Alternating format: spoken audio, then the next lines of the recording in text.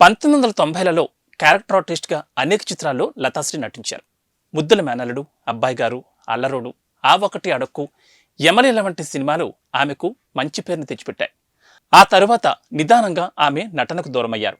అయితే ఆమె చేసిన కొన్ని పాత్రల కారణంగా ప్రేక్షకులు ఇప్పటికీ మర్చిపోలేదు.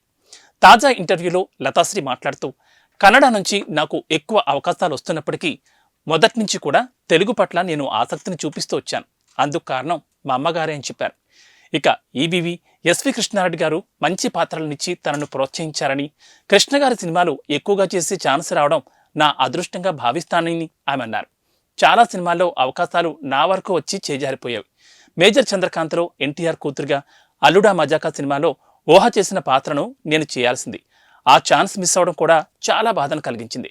అలా అవకాశాలు వచ్చి పోవడానికి కారణం ఏమిటనేది కూడా నాకు తెలిసేది కాదు. ఇక చేసిన సినిమాలకి సంబంధించి నాకు డబ్బులు ఇచ్చిన వారి కంటే ఎగ్గొట్టిన వారే ఎక్కువని లతాశ్రీ చెప్పుకొచ్చారు.